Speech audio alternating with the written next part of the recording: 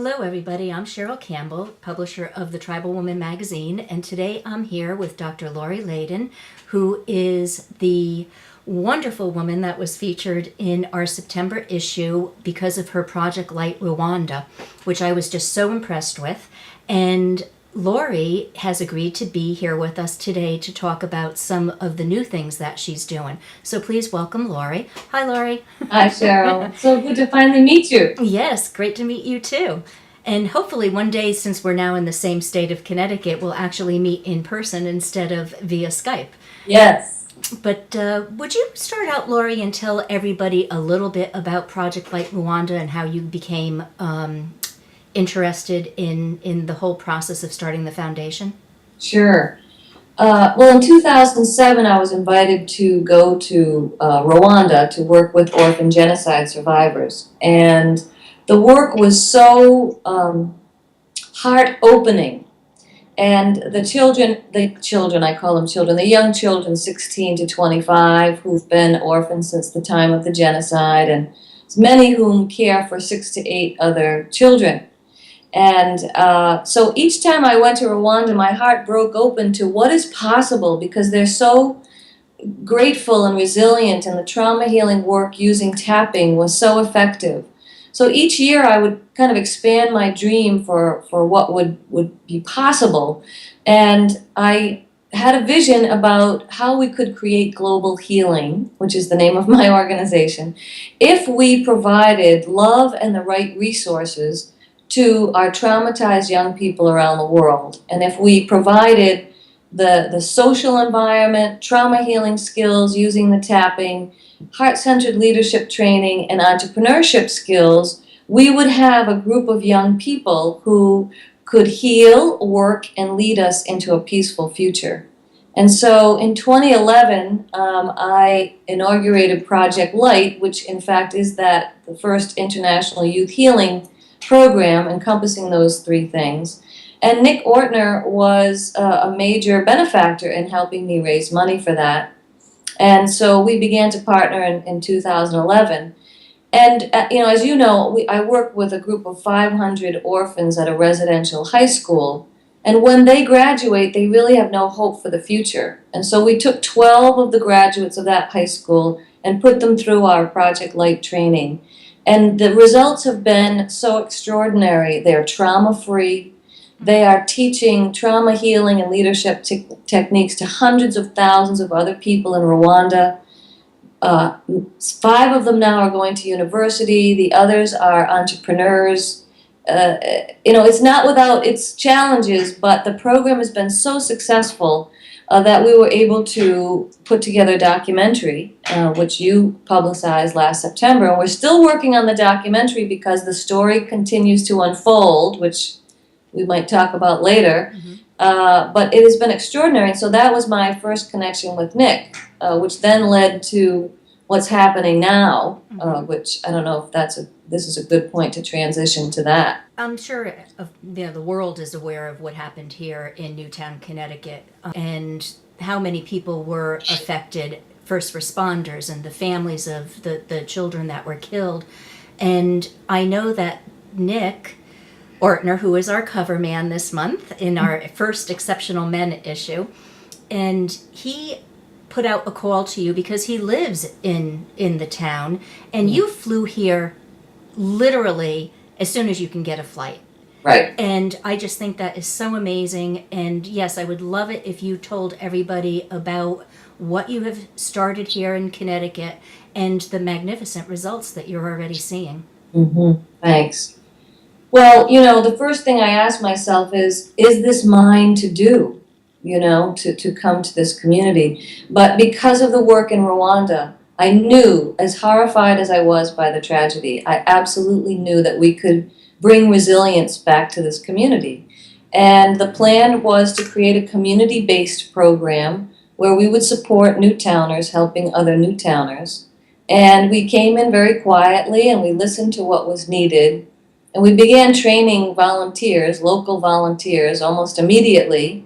And we're certifying people in EFT for trauma, level 1, level 2 certification program, and these are local licensed mental health people, as well as what we're calling self-care practitioners who are able to teach tapping for a self-care purpose.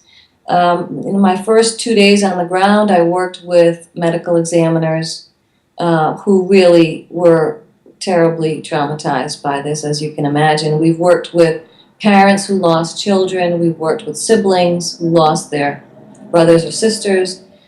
We've worked with families of surviving children in the school, as well as teachers and staff at the school, and teachers in other neighboring schools, and other children and parents in neighboring schools, because really this is a trauma that affected everyone in this community, as well as people nationwide and really worldwide. The distinct thing that we bring is that the EFT is extremely effective for trauma relief. And most people who think about the traditional therapies really do not treat trauma, because trauma is a physiological reaction in the brain. And there's something called the amygdala in the brain, which is the fight, flight, freeze response that happens when we become terribly shocked or overwhelmed or feel trapped to such an extent that pattern freezes in the brain, and we're really not able to, without releasing the suffering of that trauma piece, you're really not able to deal with the grief and the other emotions that come underneath that. So what we've found literally is that in 1 to 2 sessions we're able to relieve significant trauma of the events of that day, so that people are able to function a little better. It doesn't mean that everything's fixed in 1 to 2 sessions, but we're finding significant relief for people so that they can then begin to do the work that they need to do. It's really quite extraordinary, but it's important for people to understand that distinction between trauma and grief. And the great thing about tapping, and I know I sound a little bit like a commercial, it's not that we just use tapping, we also create safety and peace and comfort as well.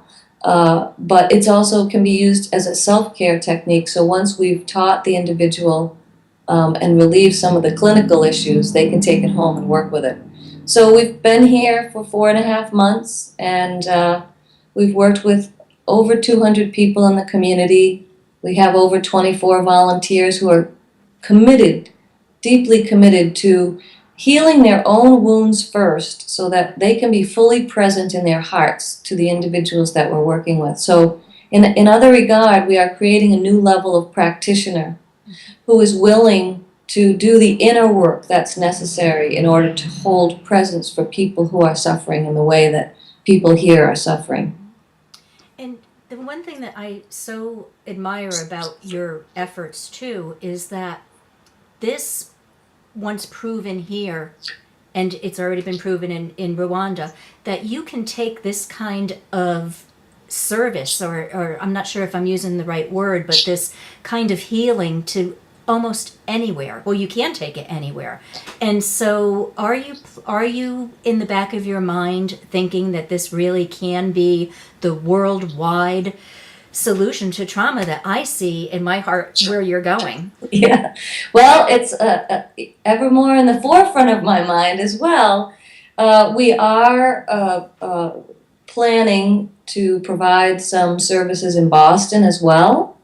So I'm working with my professional colleagues to connect with the appropriate organizations in Boston to offer our services, and to offer perhaps even a day-long orientation to our EFT for trauma to licensed people and EFT certified people. So we're looking for those connections there now. The purpose of this was to build a replicable model, a rapid response assessment model, if you will, where we could move into communities and, let's say, take a team there for a month at a time, identify resources in the community, train local people in the model, and then be able to hand over the work to the local communities. And most recently, I have really expanded my imagination to thinking that not just to respond to tragedy, but to respond to communities who are willing to work on resilience in advance of and as a preventative measure to such tragedies. And whether that's on a college campus or with a particular community of individuals or an entire community itself. This is really the next level that we're looking for. I say that I will follow my heart wherever it leads, and sometimes I'm afraid to listen to my heart because I'm thinking, oh my gosh, what's next? Mm-hmm. And I hope we'll be able to speak about the vision that I had about connecting children to children around the world because there have been some events recently that have allowed that to unfold. Mm-hmm. You know, it's amazing when you just mentioned the word connections, because my eyes just went like this. I know some of the amazing connections that have been happening for you with, I don't know if our listeners realize that one of our main contributors to the magazine, Marian Edvardson, is one of your volunteers that is working with you. And so I've heard some of the stories of amazing connections when you really want to meet somebody and it just doesn't seem to happen, and then all of a sudden you go to a restaurant and in that restaurant all of a sudden sitting at the table next to you is the person that you wanted to connect with. So you know, these connections are amazing, and they also led you to Maryland just a few days ago. That's so good. speak a little bit about the connections and how wonderful these connections are proving to be. And I do believe it when we're in our hearts and we're imagining from this place of gratitude, love, joy, and wonder, everything's possible. So we have been working with Scarlett Lewis, who is a mother who lost her child, Jesse, in the tragedy, along with her 12-year-old son, JT. And they're quite vocal about their support of our work. And given the work that we've been doing with Scarlett and JT over the last few months, she was offered an invitation to go to Maryland to as an invited guest to events at the University of Maryland where the Dalai Lama would be speaking. And so she received a very limited number of tickets, very limited, like 3. And she invited me to go with her. And it was an amazing event. As we drove down, we were kind of wondering, would we ever be able to meet the Dalai Lama, and how that's so impossible to do at this point. But we were lucky to have these great seats and attend both events. But, you know, as I do, I work on these miracles, and Scarlett and I were working on how we could make it happen, and it didn't seem like it was going to happen. But I had kind of a premonition that if it was going to happen, it would be in the lobby of our hotel room, because we happened to be staying where he was staying. And the series of events were such that it just didn't make sense. But we were off to the side, the 4 of us, her mother, herself, JT, and me, just off to the side. No one else was around us, and the Dalai Lama comes out of the elevator, and his monks and his entourage surround him. Instead of walking forward, they steered him in our direction, and he took a right-hand turn. Scarlett stepped forward as if it was meant to be, and introduced herself and the family and me, and he was. I could see the tear in his eyes when Scarlett told him about Jesse, and he hugged her in a beautiful way, and he was just completely present and beautiful, and we each had a chance to be present with him for just a short time. But it was extraordinary, the presence of heart that he has, and I'll never forget it. That is just it just makes me smile and it makes me speechless as well. I would love for you to share just one more little thing with our people, if you have an extra moment. Yeah. And that is how the connection between JT and the ambassadors of Project Light Rwanda, and how the ambassadors there actually really helped JT to move forward, and then what he has done as a result of that, because I just think that's another just such a wonderful, wonderful, heartfelt story. Yes. And so if you could share that with us, I would just be so appreciative. Well, and I'll say in advance, and Marian knows this about me, it's going to be hard not to cry to tell you the story. I'm a crier. It makes you cry. It's just... I know where it's going, and it's just like I'm already getting worked up. Well, my vision has always been that these young people in Rwanda would connect with young people around the world, and that we would have Project Light centers around the world where young people could help each other heal and solve the problems of the world. And when we first met JT, he was, of course, quite troubled by what had happened, and he wasn't going to school. He hadn't been to school for a month, and he was deeply, troubled and angry and sad and grieving. And siblings are often the ones who are really left out in these circumstances. And so it was really, as soon as I saw JT, I thought, we really have to give him the attention and the healing that he deserves. Mm-hmm. Well, he wasn't having any of this tapping business. That was just for adults, and all these adults are stupid and, just not having it. And I said, well, JT, what if I arranged a Skype call between you and my Project Light ambassadors? Would you be willing to talk to them? Absolutely, okay. And the day came, and we had this Skype call, and my ambassadors were able to speak to his heart in a way that I dare say no one else could, because they, of course, have seen and witnessed and experienced the horror of horrors. And he was with rapt attention for a 12-year-old for an hour and a half, wow, listening to their stories and their encouragement that everything is possible and that they are his brothers and sisters. And then they asked him if he wanted to learn to tap.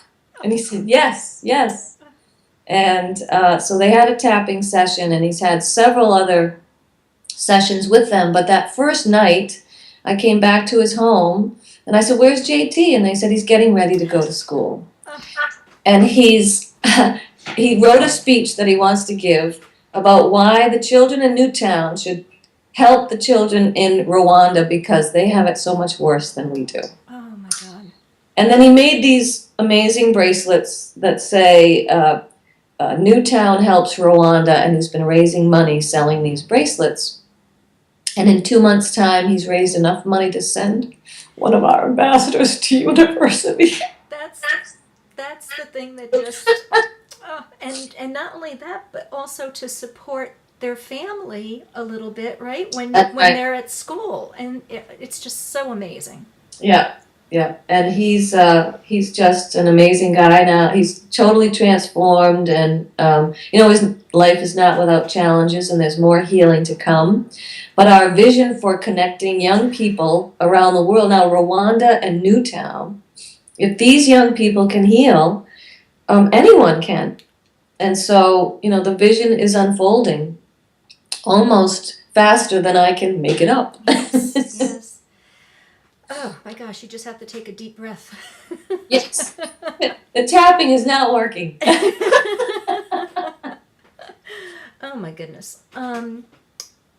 You've already shared so much with us, and you are doing so much for us and the world. I just want to thank you so much for being here today. And before we go, is there anything else that you want to leave with us? Is there a way that we can all help your project and just help you move forward with this fantastic movement? Because it is a movement. It's the kind of global thing that you just want to be a part of. Yes. So is there anything that we can do to help? First I would ask people to heal their own hearts first, and know that when you heal your own heart, you're in service to humanity, because it makes it easier for other people's hearts to heal. Certainly, visit our website, createglobalhealing.org, the blog for the Newtown Trauma and Stress Relief Project that Nick and I are collaborating on. We'll keep you updated on what we're doing. Obviously, economic resources are helpful as we continue this work. So just really grateful, and hoping that people know that when they make a donation, or even if they support us by healing their own hearts, that's what's going to create global healing. And just really, really grateful for this opportunity to speak with you and your audience, and looking forward to connecting again. Well, I am so honored that you agreed to be here, and I thank you so much. You're All welcome. right. Bye-bye now. Bye. Bye.